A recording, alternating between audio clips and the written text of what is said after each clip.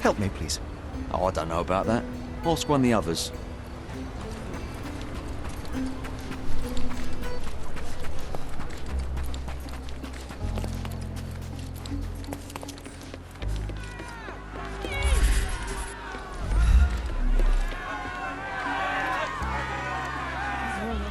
Could you help me? I'd rather you stopped asking questions.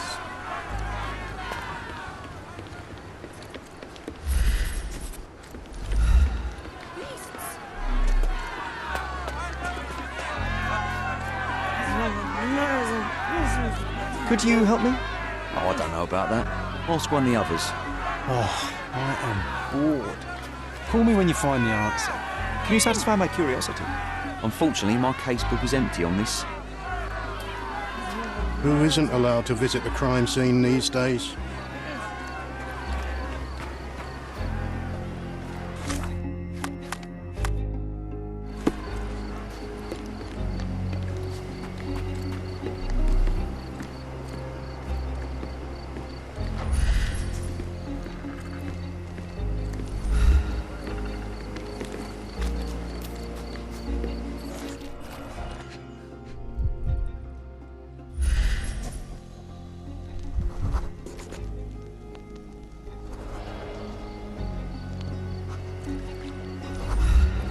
Are you able to help me? Oh, I don't know about that. Ask one of the others. You know, Sherry, it's dawned on me to not clown around with knives anymore. Help me, please. Oh, I don't know about that. Ask one of the others. You obviously haven't thought this all through. Or are you just annoying these people on purpose?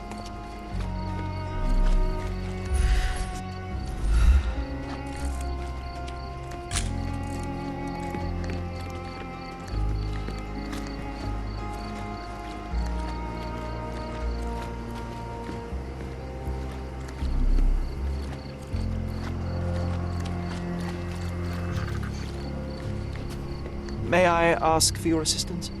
Unfortunately, my casebook is empty on this.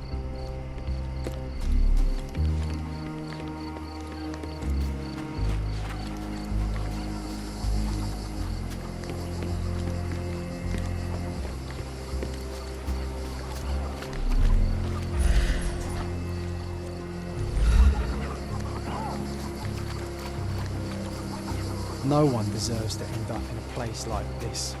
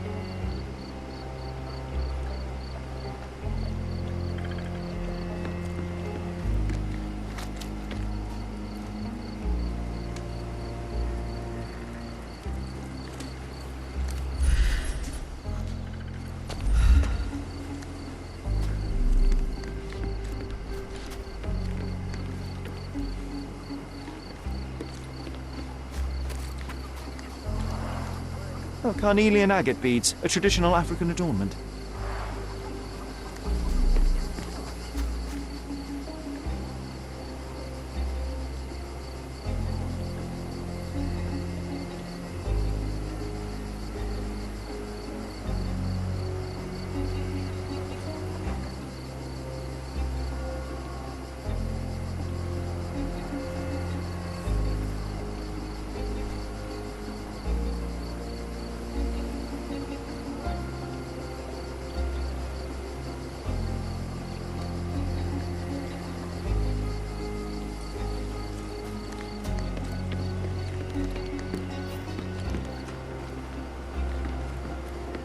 I'm busy.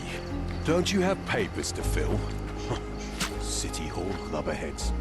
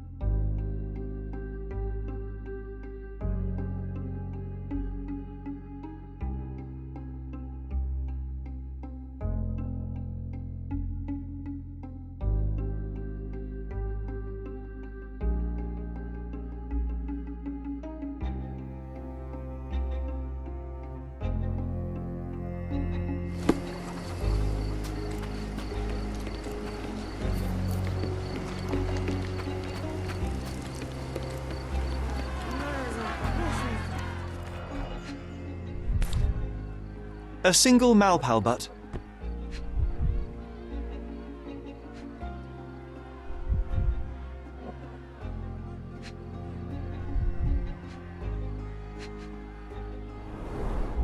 Roadman cigarettes. A brand highly regarded by law enforcement officers. So there wasn't any sophisticated infiltration plan. The good old police just let the man into the camp. Now we have everything we need to get the full picture of what happened at the camp.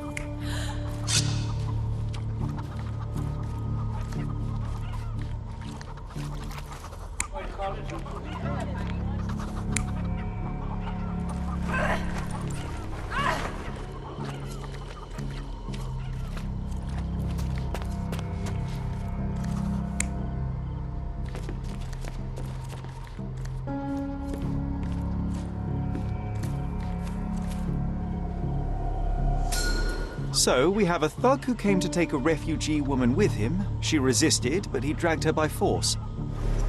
One of the refugees stood in his way, armed with a stick, yet he could do nothing against a cutthroat with a blade.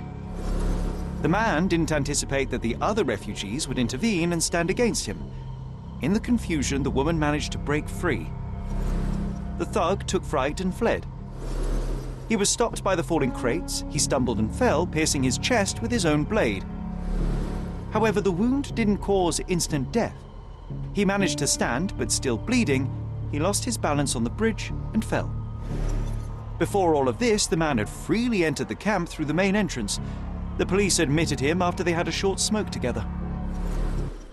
You live by the sword, you die by the sword. In our man's case, it's the same sword.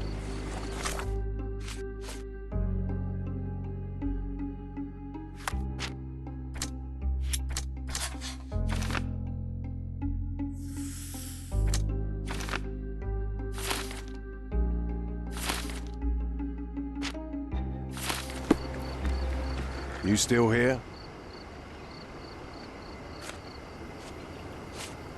Inspector, I believe I can aid your investigation. I know who the dead man is and what really happened here. You do? Well, good for you. But I'm afraid I'm not the one you need to share your findings with. Speak to Mr. Harlow here. He's the one responsible for settling things in the camp. You don't even care to listen? Oh, I do care. Maybe even more than I need to. But I'm only here today to lock the place up, question witnesses, and file the facts. It's sad, but coming up with conclusions is not among my tasks here. You fellows at City Hall do that. Anyway, speak to the supervisor. I'll just stand by and listen to what you have to say. Mr. Harlow, your refugees didn't murder anyone. What? Pray tell me what you've learned. All right, listen carefully. This might solve one problem for you, but will create a few more. Oh, well, that's a great start. The man came to the camp intending to kidnap one of your refugees, a woman. What he didn't expect was that the refugees would stand up to protect the woman.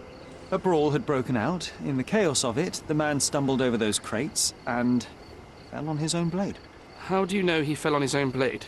The wound in his chest was inflicted from an unusual angle. It was not an offensive stab, shall we say. The refugees didn't touch him. And judging by the blood at the scene, the intruder managed to raise himself but was unable to walk very far. He ultimately fell into the canal. But how did he sneak into the camp? Why didn't the police see him? And this is where your new problems emerge, Mr. Harlow. What do you mean? You're not a dull-witted man. You know what I mean. There is no feasible way to get into the camp without the police guards knowing of it. The pile of mess I had to sort out has just become bigger, but somehow that doesn't surprise me. Anyway, I thank you for your help, Mr. Holmes. I'll take it from here. Meanwhile, I'll make sure the police aren't detaining the refugees any longer. You can go back in and look for your witness. You think one small clerk can make any difference in this place?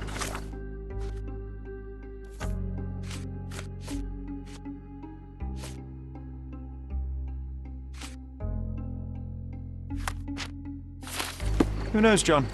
Just one ill-fitting cog could make the whole machine. Excuse me, just one question. Sorry. We don't see much here.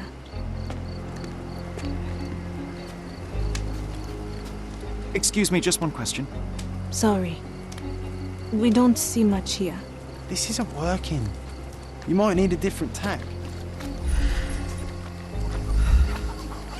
You're the one who tended to our man's wounds. I thank you greatly. The police didn't allow us to help him. The police will leave you alone now. I've proven to them that the man who came into the camp died due to his own foolishness.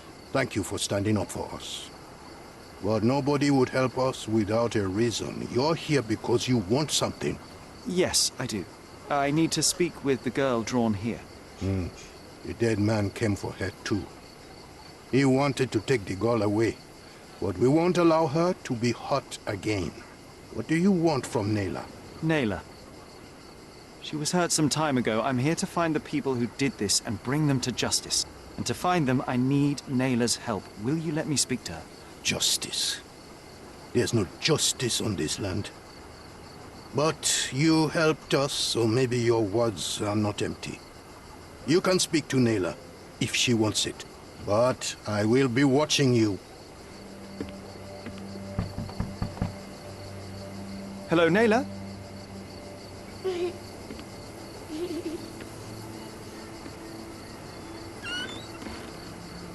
My name is Sherlock. I know someone hurt you. I am here to help. I'm trying to find the people involved and bring them to justice. Please. There is a photograph, and I'm sorry, it is terrible, but I simply must ask. Where did this happen? What can you tell me about these people? Christ, Sherlock. Naylor, I'm sorry. I'm not very good at this. You come here for me, but you are rude and cruel and condescending. A cross. The man had this cross. Now go away. Leave us be. I do not need another white man's help.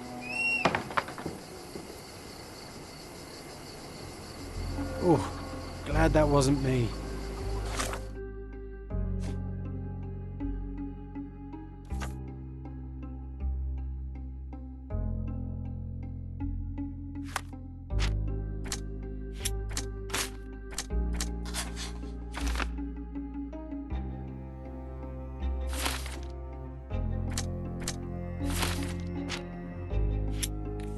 Not my best work, John, by a long shot. Naylor doesn't want us meddling. I'm starting to wonder what this all achieves. But she helped you anyway. Now we know that maniac's face and the cross he wore, we can still catch him.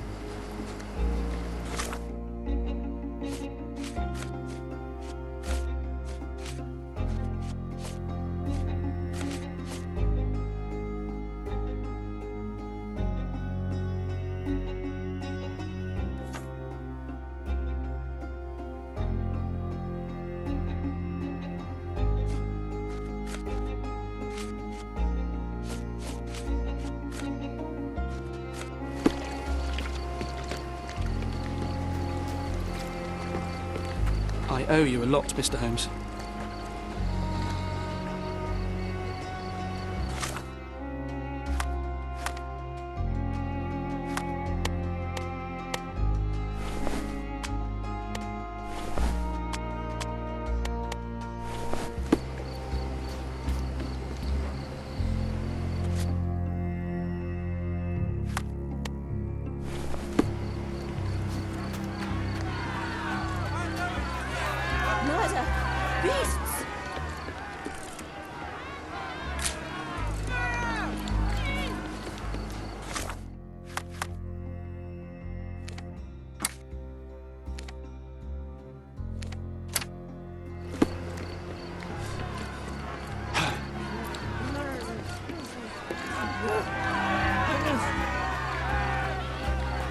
Who isn't allowed to visit the crime scene these days? You still here? Your problem, not mine. The intruder has a most peculiar tattoo on his neck, 2 lines and a point. Do you know anything about it? You really want to know, kid? Why? You want to play a policeman or something? I'm sure you have it in your records, so it won't hurt if I have it in mine. In my records, it's just a tattoo, as it should be in yours. Ah, to hell with you. Suit yourself as to what you're going to do with it. Off the record, though, such tattoos are often connected to a man named Mr. Niccolo Bernadotti. Bernadotti, you say? A respectable businessman in Scaladio. His company imports goods and wines, and smuggles everything that can be smuggled between the colonies and the mainland.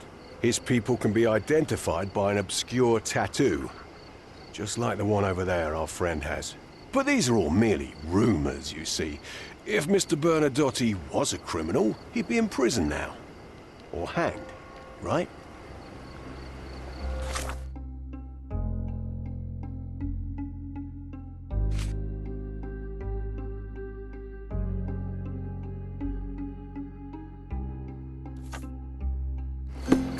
You're disturbing a hornet's nest here, son. Sherry, wait. You might want to settle all the matters in the camp before leaving. You probably won't be coming back here anytime soon.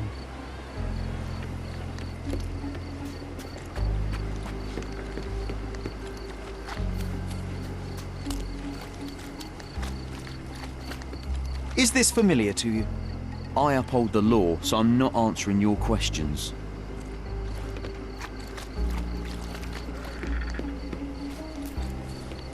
May I ask for your assistance? Sorry. We don't see much here. This isn't working. You might need a different tack.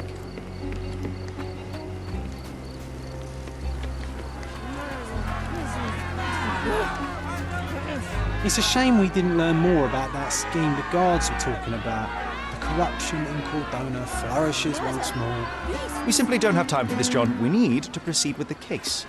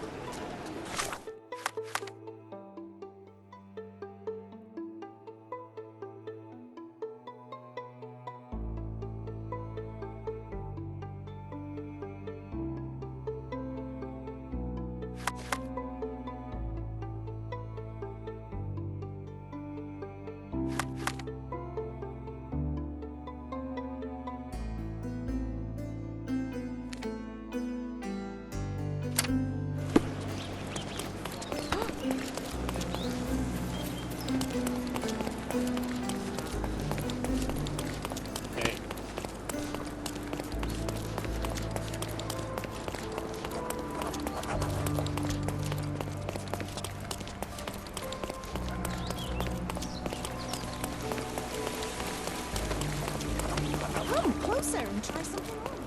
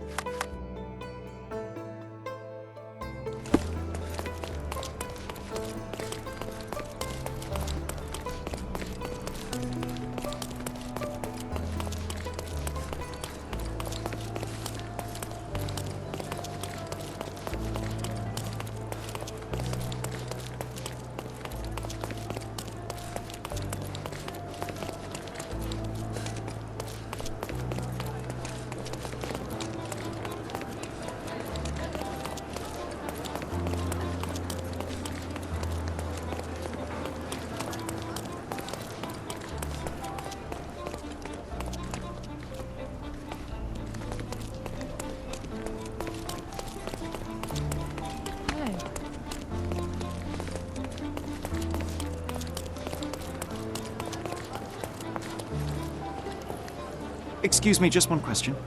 Sorry, pal. I can't remember.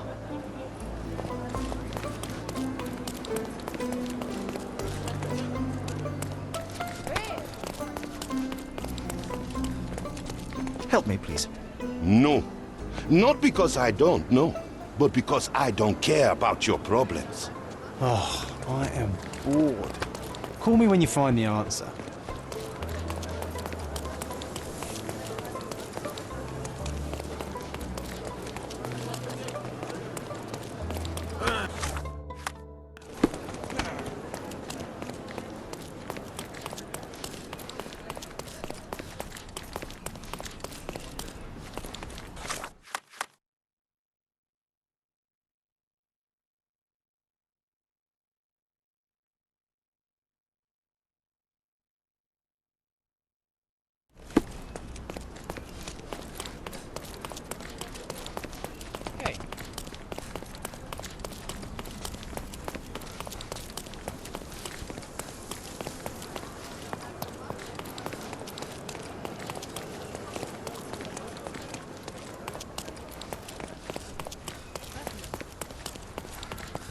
Nice to see you.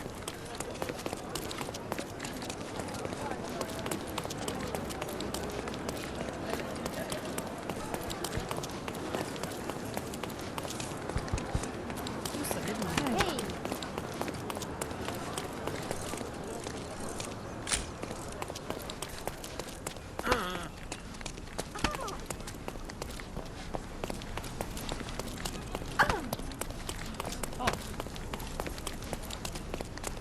Can you satisfy my curiosity? I would help you find you more, but perhaps others will be more helpful. Excuse me, just one question. Oh, if only I...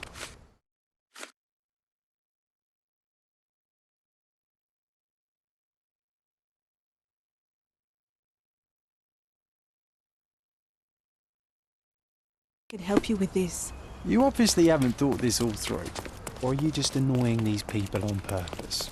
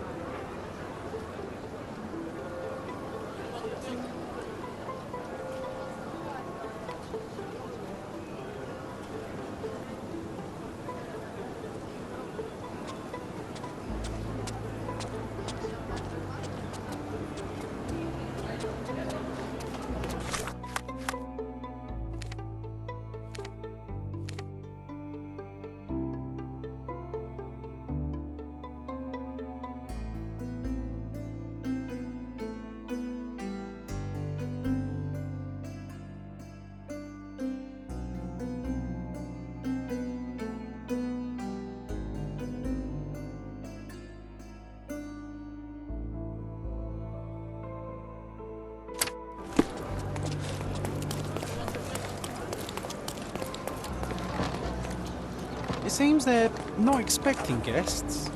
I won't wait for an invitation, John. Help me, please. You work, I count. There are no questions in this formula.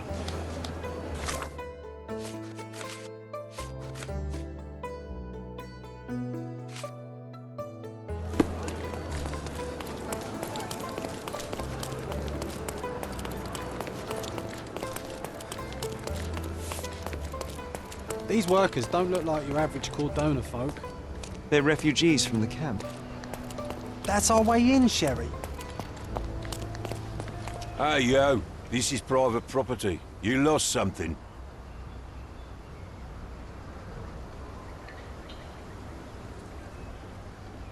I'm here to discuss business with Mr. Bernadotti. I tried the front door, but... Mr. Bernadotti isn't seeing anyone.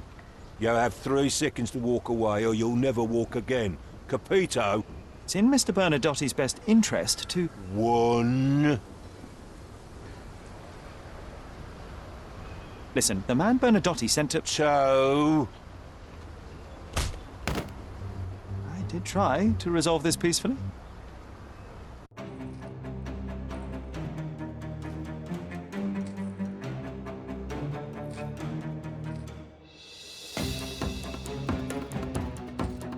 I'm coming for you.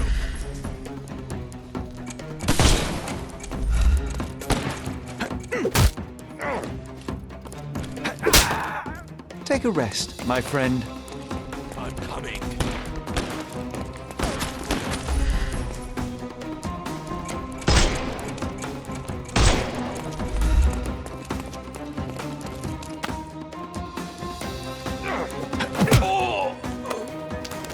No more crime for you until next month.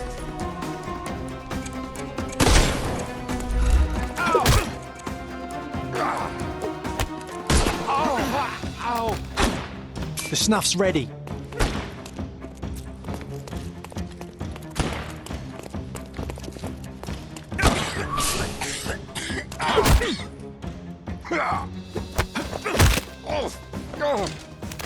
Take a rest, my friend.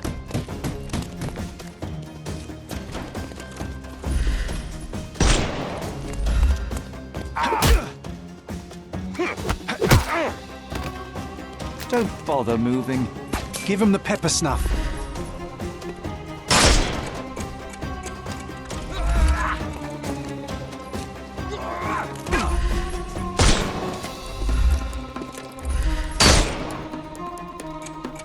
We can overcome the brute now.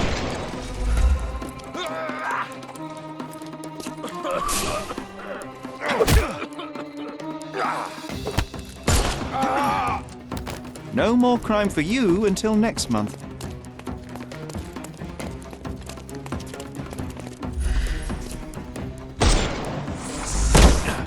Dodge this!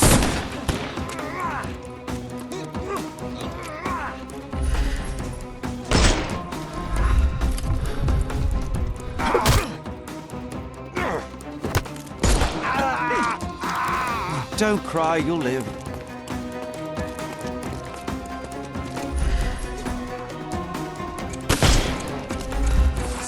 I'm coming for you. No more crime for you and... The snuff's ready.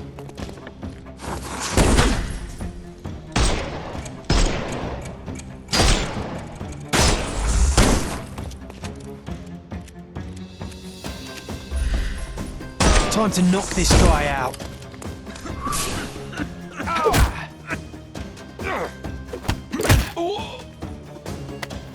Too simple.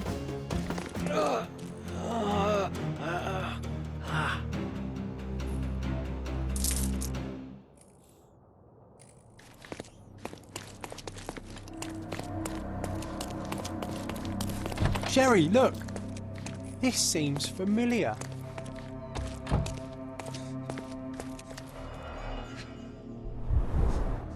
Let's see what's hidden there.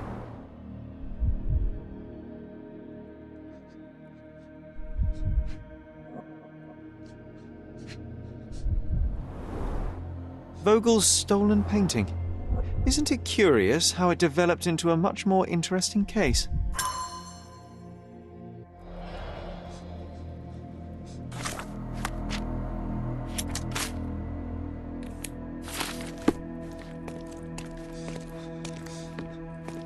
No, sir.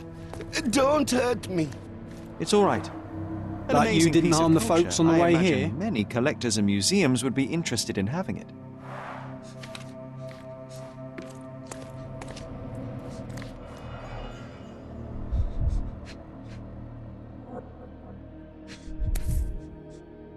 A Dogon statue from West Africa. A century old at least.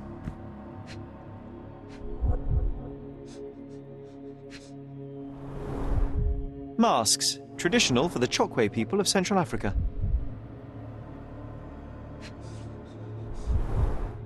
VH Grindley Flow Blue tableware. This is what lies behind the facade of Bernadotte Company Limited.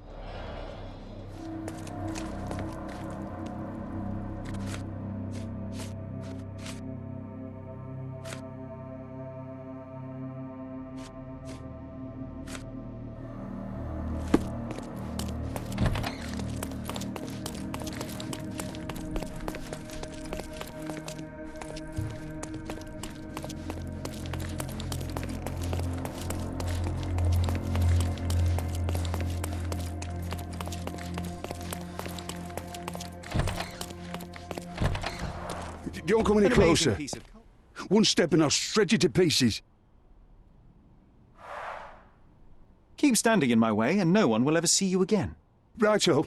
Yes. Yep. Well, excuse me, sir. I think I hear... I've got to... It's better I leave. Whoa. Oh, wow. That was as if somebody put my words in your mouth.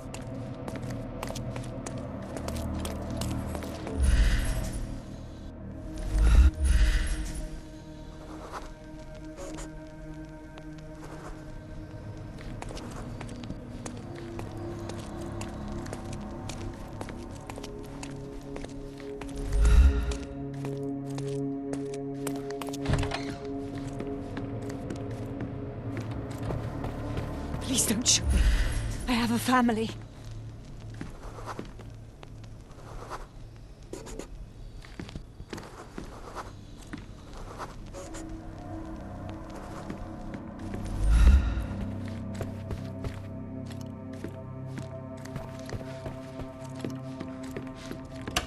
So, you've cut through all the guards just to talk to me. Then come here, and we shall talk.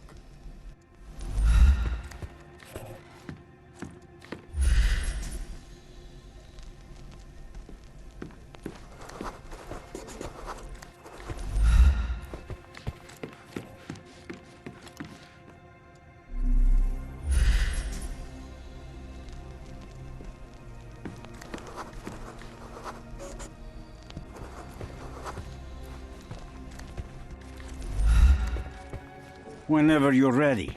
I'd hate to intrude.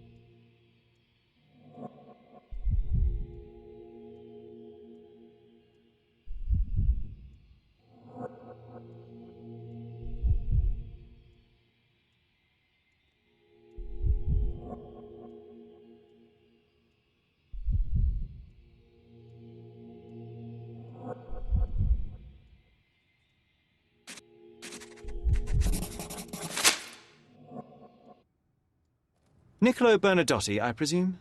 The name is Sherlock Holmes, and I'm afraid I bring bad tidings. Is that so? The man you sent to the refugee camp failed in his task. He impaled himself on his own blade. Clumsy and chaotic end. For a man who just broke onto my property, you are more businessman than brute. You have my attention, Mr. Holmes. Do not waste it.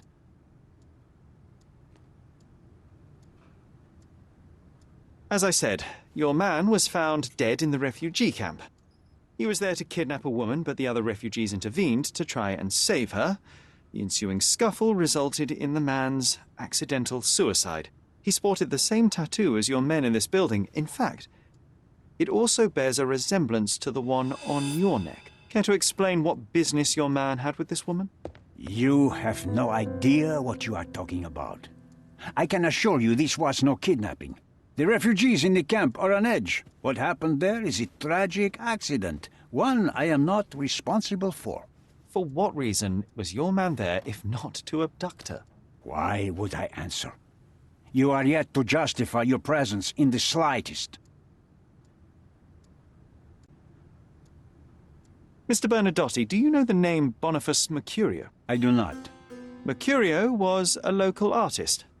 Recently, a man broke into his apartment, ransacked the place, and killed him. The thief was looking for something. You are testing my patience, boy. In a moment, the connection will reveal itself.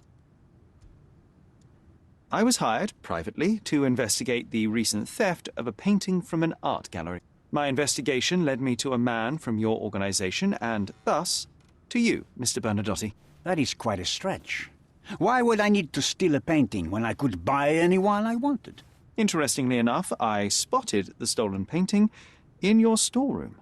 I buy and sell a lot of things, Mr. Holmes. Unfortunately, if this is true, it is not the first time I have been sold stolen merchandise. I presume you were hired by the owner of the gallery. Tell them to contact me, and we'll sort out the situation.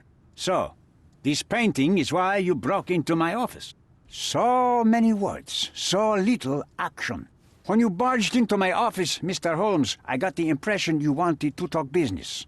Now I see you had come just to talk. Tell me exactly what you want, or get out. It was necessary groundwork for what comes next. I have enough evidence to conclude that the gallery thief, the artist's killer, and the dead man in the camp are all the same person. Your time is almost up, Mr. Holmes. Before you draw your gun, there is one final detail I am yet to mention. The young woman your man was tasked to collect from the refugee camp had been defiled at a perverse masquerade party. That violation was captured in a photograph by Boniface Mercurio and used as a reference for his painting. The photo shows the attacker's face. Finally. That's why you're here, Mr. Holmes. You have the photograph. It is what your man was after when he broke into Mercurio's apartment, and it is what you're after too, isn't it, Mr. Bernadotte? You have the photograph with you? How much do you want for it? I am not naive enough to carry it with me, and I am compelled to ask why you want it. Who is the man visible in the photograph? An associate? Not yet, Mr. Holmes. Though with this picture, that may change. The man in the photo is a British envoy on Cordona. What exactly do you want from him? My business dealings are often arduous in their bureaucracy. A man in his position, willing to look the other way, could ease my work significantly. In return, I will make sure no one looks his way either.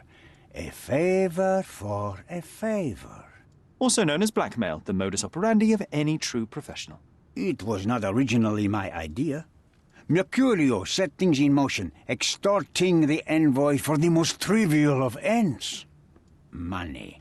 In response, the envoy hired my man to retrieve the painting and the photograph, eliminating Mercurio's leverage. I only learned the whole story after the artist was killed in his home. And rather than extricate yourself, instead you took over Mercurio's venture. It fell into my lap. As a businessman, I simply seized the opportunity. Now, how much do you want for the image?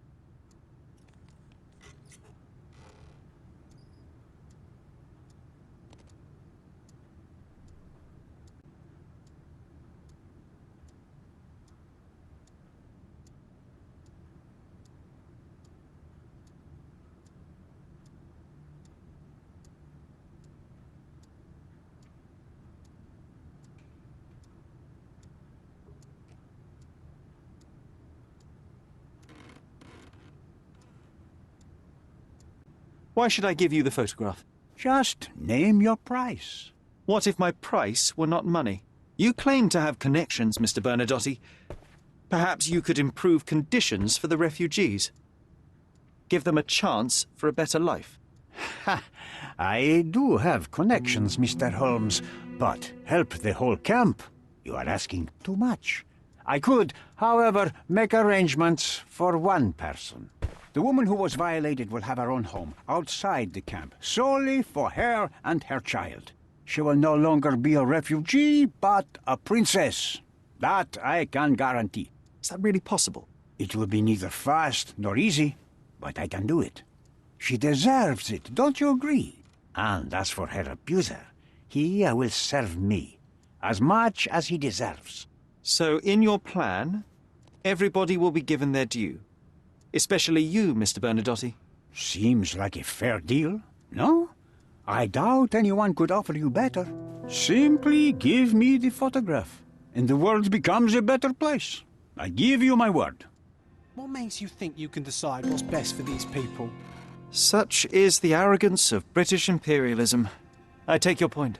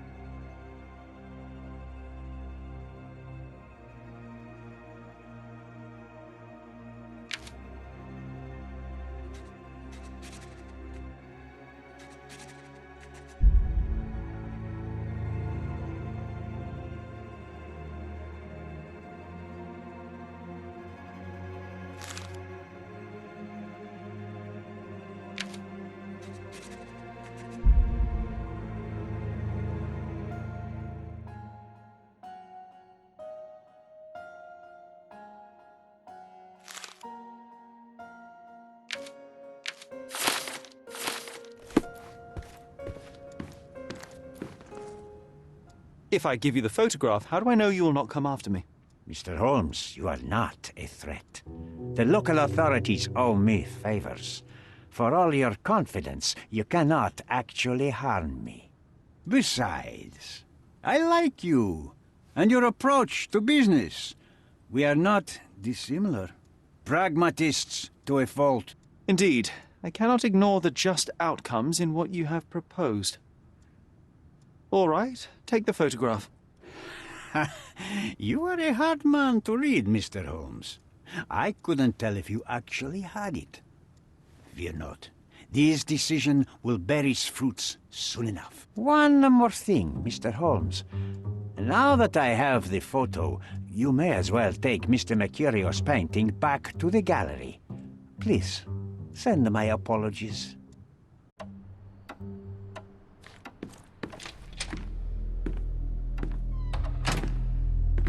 Mr. Holmes, you've returned. Have you uncovered anything new about the theft?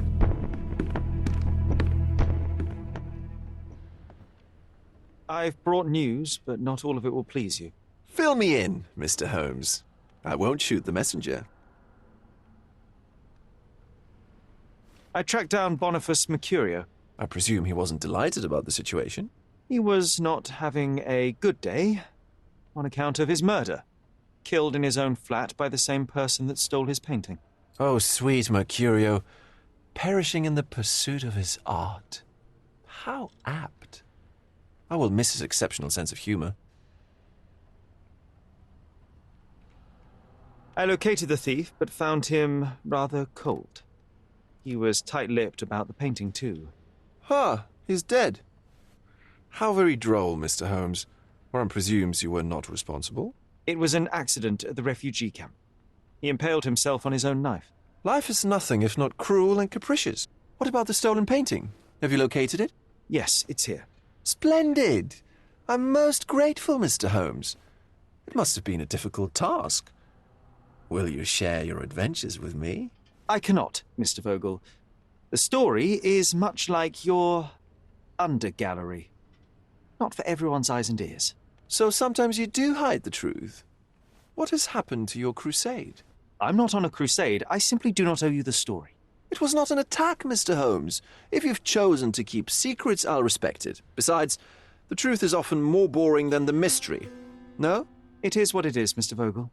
Well, now that we've resolved all of our outstanding matters, I have a gift for you.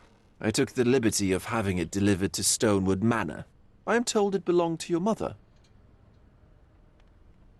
And what exactly have you sent me? Frankly, I'm not sure how to answer that. I trust you'll know. Previously, you mentioned there may have been more to my mother's passing than consumption. It appears you were right. Oh, dear. I'd hoped to be wrong. She was unstable, mentally unwell. She required sustained, specialized treatment, but her madness persisted.